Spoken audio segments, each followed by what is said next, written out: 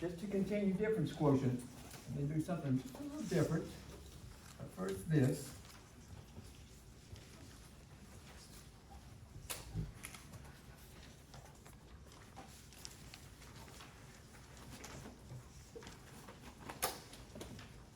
Okay, and I will, a student asked Monday. The question was, Professor, will you have this formula written on the test for me? I did this time. I actually placed the formula. It's called the difference quotient, and we discussed what that meant. Now, can someone tell me from the handout the one I'm talking about that has like a fraction? And we'll try to find the difference quotient for it. Do you want to see it there on the handout? Yep. Was it f of x equals something? What was it? 2x over x plus 3. 2x Yeah. over X plus 3. x plus 2. 3. 3. Looks like that? Okay, watch carefully. And they're asking you to find the difference quotient. And by the way, before I jump into it and try to find it, I'm going to put a comma here. Anyone tell me in the presentation on Monday, what is difference quotient connected with? Slope. Did we not look at what? Delta y over delta x on Monday, changing y over changing x, and talk about slope? And this has a connection to slope. But to find it by using that formula, here we go. Let me do it piece by piece. First, you have to express this in the formula. Find f of x plus h. And guys, I'm going to be careful with this one. On the side here, let's get started with that first part. F of x plus h says, please go back to your function and replace, here's my function, replace all the x's with x plus h. It's going to look strange? Definitely. It's going to look like this. I put x plus h here. And of course, that's over. I have another x in my function in the denominator. That's got to be replaced. And of course, plus 3. Now this takes care of that. That's gone. That's all that means. I don't stop there. The next part of the difference quotient formula says now subtract from that this. And guys, what is that? That's the original function. So they're saying on the end here, repeat what was given to you. So if I repeat it, it's 2x over x plus 3. And I'm going to work that out and see if you guys agree. Is that so far so good? Then all over what? H. Now you're going to step into a calc class. Where's Mr. Park? Mr. Park. In his Math 7, Math 8, Math, what else you've had? 11? 15. 15. Lord, he's taken all these math classes. When you went into that Math 7 class, I had him for Math 2. So after he left my Math 2 class and he went to Math 7, did you guys actually have to do something with this difference quotient in calculus? Yeah, we do that. I remember like the first month. You know, the first month of the class somehow? This is something connected with a calc concept that you're going to see probably the first week of calculus. Or at least in the first month maybe. That's why we're doing it here. Now, this looks messy. And you're supposed to clean it up. Simplify it. Now I know from Monday, I didn't see you yesterday, but on Monday, I know eventually this down here, it's got to go. Did this h not cancel out on the others we did on Monday? So to simplify this, I know somehow I got to clean this up and that h down there's got to go. To simplify this. Now guys, the trouble is, that's step 1. Let's call this step 1 here. Step 2 is, and with your help, and I have some strong, quite a few strong students in this class. A lot of strong students in this class. Can you tell me what would you do to clean that up? To simplify it? Someone give me an idea. It looks crazy. What would you do? Go for it. Multiply 3 on both sides to the same denominator on the top. Okay, tell me, are you looking for a common denominator? Could I put those two, are those two fractions, are those like fractions on top? So this, I know it looks strange, guys, these twos. please tell me, are those two in the numerator up there, are those two like saying from elementary school, put this and this together? Is it like two fractions to put together? Of course, back in the elementary school, you'd say, I need a common denominator, what, 12? Now, what would I do, and be very careful, what would I use for a common denominator to put these two strange fractions together? Does anyone have an idea? Because they need to be combined with a common denominator, like back in elementary school with the 12 here. Tell me what common denominator would you use here? X plus H plus 3. Don't do it again. X plus H plus 3. I'll take that much. I think you need something else besides that. X plus 3. And exactly, you need both of them. Now, I know why you think x plus h plus 3 would be enough, because I see an x plus 3 in that. Guys, I need both these to put these two together. Now, if that's going to serve as my common denominator, guys, we know how common denominators work. Let me see if I can find a black marker here. See if this will work. If I accept this, can anyone tell me what's missing on this one that I've got to put in for that common denominator? What's missing on my first fraction? I think I need an x plus 3. This black marker is much better. Here and here. Now bear with me. This is not going to be nice. Now this fraction has x plus 3. What's missing for it if I want this to be a common denominator? X plus h plus 3, top and bottom here.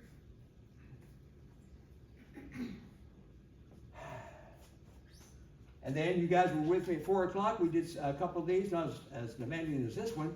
Now look at this mess. I've got to put this, simplified, and this together. In other words, I've got to multiply it out. This is a mess. Mr. Park, watch carefully and do not let me make a mistake here. Guys, I'm going to use what some students call FOIL, or multiply these two together. Can anyone tell me first, since I need to simplify that, what is x plus h times x plus 3? Help me out. It's going to look strange if you actually expand it out. Someone give me an idea.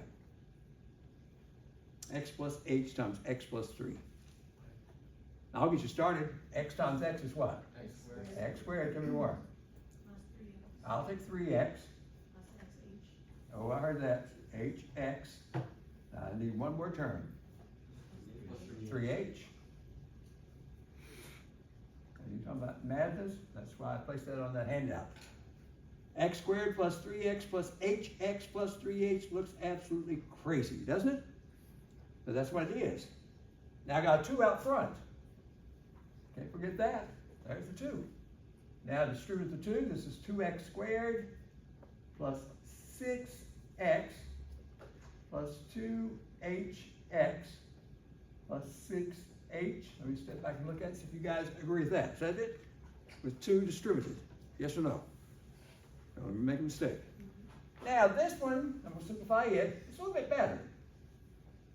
Just distribute property. Distribute the 2x. You're going to end up with 2x squared plus 2xh. Mr. Park, watch what I'm doing here, because I'm on top of the board here. Plus 6x. And guys, that is that one. Are we okay? And then it says do what with it? Take this one that was on top of the first, look at this mess up here, and subtract from it this one. Woo! Let me write all that down with some sign changes. You've got 2x squared plus 6x plus 2hx, we called it, plus 6h. Now guys, what happens if I'm going to subtract this one? What's going to happen on the end? It says right here, subtract this one. Will these signs change down here on this one? So if I bring down the signs, it stretches out as a negative 2x squared, oh boy, minus 2xh minus 6x. And all that's still over, my goodness, where am I? All over H. Yes? Woo! I hope in the black up there, I hope some of those terms cancel. Will the 2x squareds cancel? Will the 2hx, just turn around a little bit, will those two cancel? Will the 6x's cancel? Yes, no? Yes. I'm looking at it. Make sure. Now, am I left with on top, after all that business, what am I left with? 6h. Over, still got this mess, this, in the blue.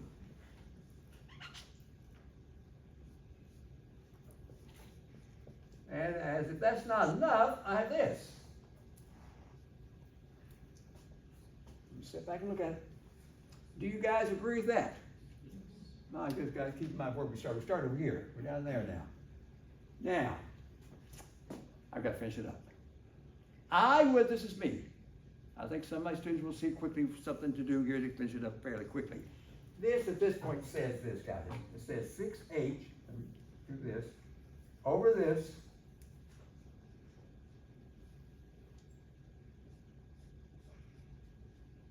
it says it's being divided by, here's another way to express this, it's being divided by h.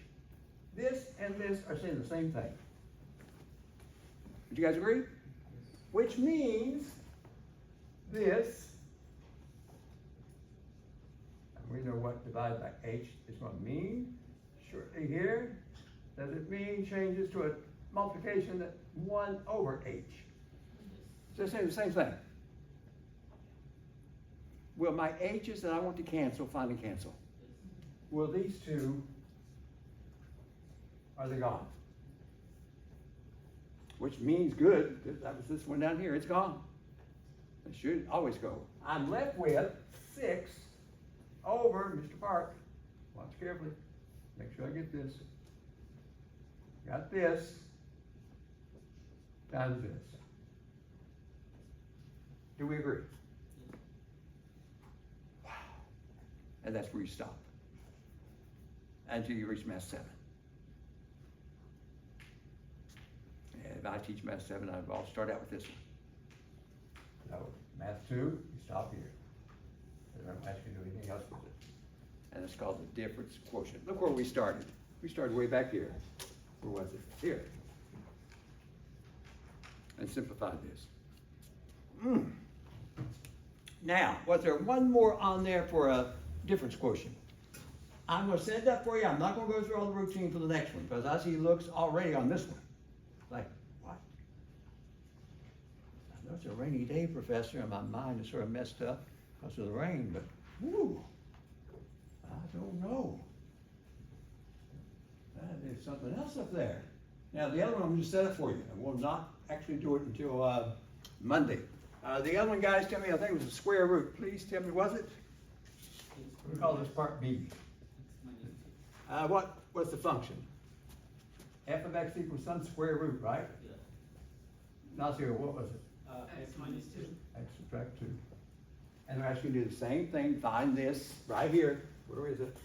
Find this difference quotient again. So guys, when we go back to the blue, f of x plus h, let's just set this one up. I'm not going to finish it up. Tell me what the first part, f of x plus h, over there in the blue, for difference quotient, what would that look like here?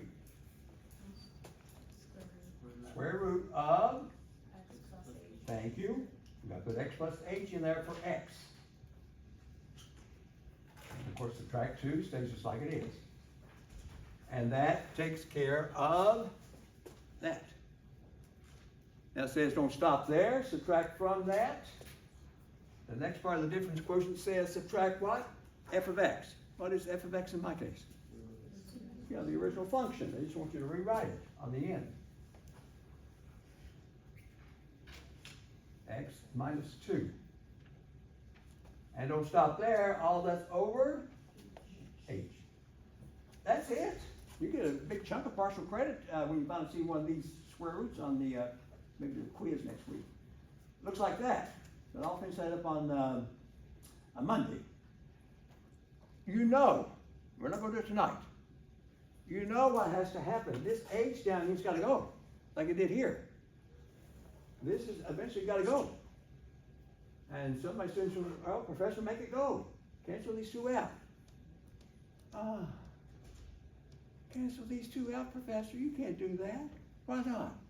Is that H on top underneath the square root? You can't do that. Does anyone have an idea? I'm not gonna do it tonight. Does anyone have an idea of what you might do, which is one that's so strange? To simplify this one, and there's no common denominator involved like this lengthy thing was over here. But there's something you gotta do here to simplify it, to make that H go. What do you think? Multiply by square root x plus h minus 2 plus square root x minus 2. Are you we're not gonna do it tonight. He sent me this. Professor, you're going to multiply this by, over here, the same two terms you see now, but change the sign in between to a plus.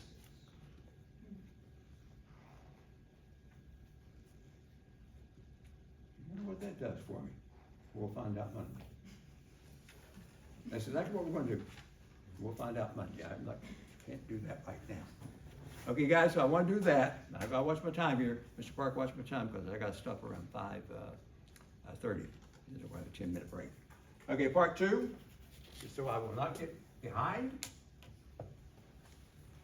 Let's see, what did I do here? I think, oh, yes, I did. Oh, yes. Are you guys appreciating these handouts? Because I could go easily to Canvas and just post them there. But I think it's better for you to have a copy right there in your hands as we talk about it. Now, there is no way I'm gonna get through this. I am gonna try one problem, which will take me probably up to 5:30. We're moving into section, I have this in section 1.4, section 1.5, and on the back is section 1.6, and that's the end of chapter 1. We can't do all that tonight. I'm gonna try one problem from section 1.4. Now, see, do me a favor, pass them out on this side. Mr. Park, I didn't leave you very many here. Pass out what you have. There's gotta be others.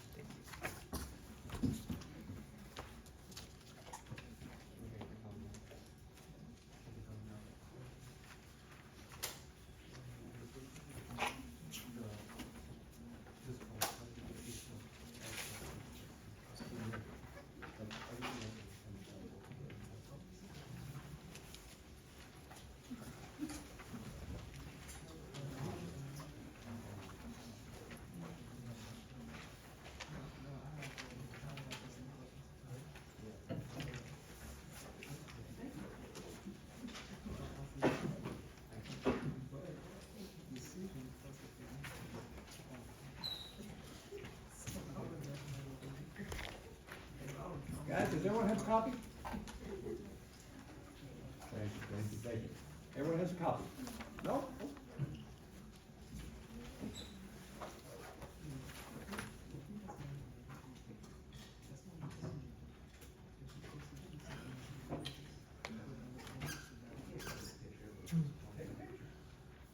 Are we standing forever?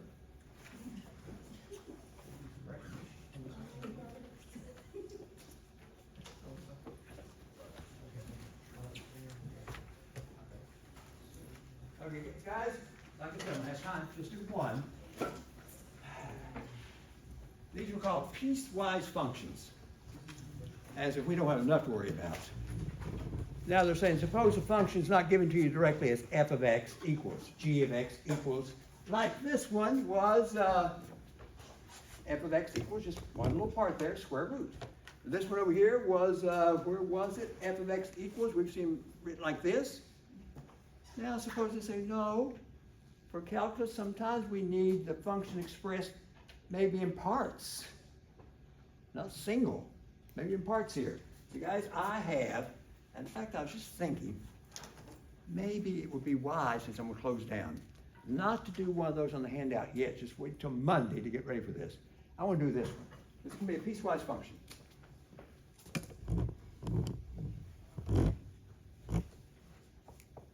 Piecewise, they call it piecewise defined. function. Now, how many pieces, Professor, might that have? I think the one on the handout, the first one has 3 pieces. I'll get that Monday. With my time cut short tonight, I'm going to show you one that has 2 pieces.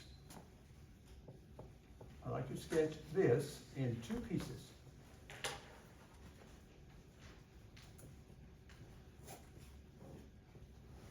And this.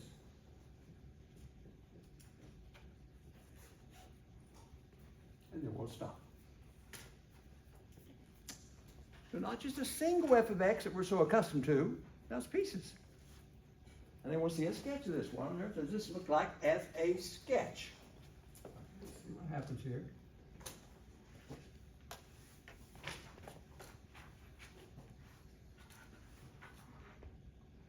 On the grid.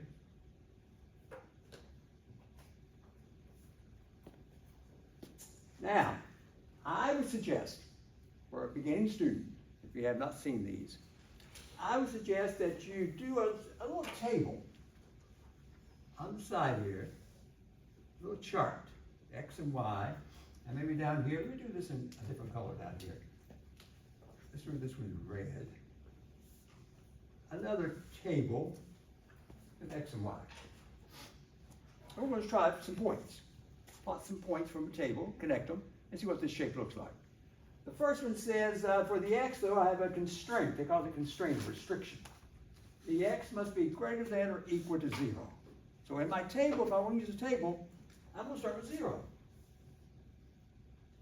And it says also you can try anything greater than 0. Well, that's quite a few numbers.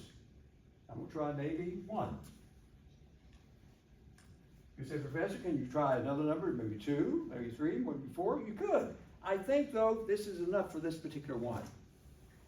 Now let's go down to the, I guess I want to keep that in black. 0 and 1. Now let's go down to the red one. But the red one says a constraint, restriction. Now the x's must be less than 0. I'm going to start out with 0. But I have to keep in mind, I can't really use it when I get to that graph. Less than 0, I'm going to try negative 1. You can try negative 2, negative 3, negative 10. I'm going to try negative 1. And tonight, I'm just trying to couple to see if that will be enough to get the shape. Guys, go back to the black one. That says, please go to your function for the first piece, which is this. That's its name. That's the first piece. And replace x by my table 0. If I go back and let x be 0, I get 0. And then we'll do this, because I've got to plot that point here shortly. I tried 1, which is okay for x is greater than 0. I tried 1, go back to my function for the first piece, replace x by 1. Not too exciting, you get a 1. I'll come back to that later. Now the second piece, I'm doing it in red. Second piece says, I'm trying 0. If you take it to the, go to the second piece, and replace x by 0, guys, what do you think is implied for the answer, the value, if I go back here and replace that x with 0? I know there's a negative sign there. Negative 0. What would you just go ahead and call that? 0. So that's 1. And I'm trying negative 1, because they said anything less than 0, so I tried negative 1. If I go back to a negative 1 in here for x, with that negative prefix, what will I end up with? Positive 1. And I'm going to plot those two and see what happens here. Guys, let's go back to the black one. Black one says plot 0, 0. Well, I know where 0, 0 is. Right here. And out 1, up 1. So we'll plot that right there. Now, before I go any further, we'll connect those 2 points. That's all I have right now. We'll connect those 2 from the table. Ignacio, may I include the 0, because I noticed how it's written here. Did that equals mark they gave me save me there? Can I actually include 0? On that part? Or On the first piece. Oh, yes. The black one. Yes. Black one says that 0 can be darkened in. Sometimes it has to be open. In this case, it can be included, and therefore, here we have a nice piece of a straight line. That's the first one, done. Now the red one has to be on the same grid. The red one says, please start out with 0, 0 again. Well, I guess it says start again. Well, I have that closed in already, don't I? So that's part of the red one also. So if you want to put the red there just to indicate it's there already, Professor. They want these two pieces to be connected. My next point was out -1 up 1. This is no problem. -1 up 1, where the red one looks like this. Yes or no? So I got the -1 up 1 here and the 0, 0 from the table. And if I connect those two, I have something that looks like that. And that's the graph of this. Both pieces put together. Now we'll get more into this on Monday. I just want to do this little simple one first. You guys follow what I did there? I got the two pieces. Now to close down so we can take a break here. Oh, beautiful. So we can take a break. Can anyone in this smart class tell me? We did the first piecewise function in this class, ever, in this class. Can anyone recognize this from something we did on Monday? This is the absolute value function. This is equal to, look at this. Professor, are you kidding? You're telling me it's equal to this? That's what I'm telling you. There's absolute value of x, a V-shaped graph that we mentioned on Monday. There it is graphed now in two pieces. And that's what this piecewise function business is all about. Now before you take a break, guys, that's all we're going to do. Just got good news. I like to brag on my students. Love to brag on my students. I want to bring the math professor who's teaching here. I taught her. So I want her to come in and speak to you one day. Also, I just walked into the math lab, and I had a student back, 2 years ago, I guess it was, in Math 2.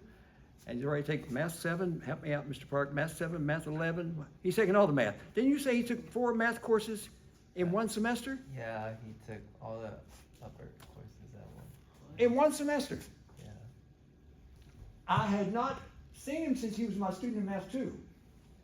And so I was walking around and I said, oh, he looks familiar. So I stepped in and said, did I have you in Math 2?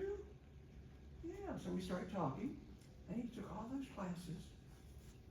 And also there's a contest here for, if you get into calculus, they have a contest going on. You take a test, and they give out some rewards, right?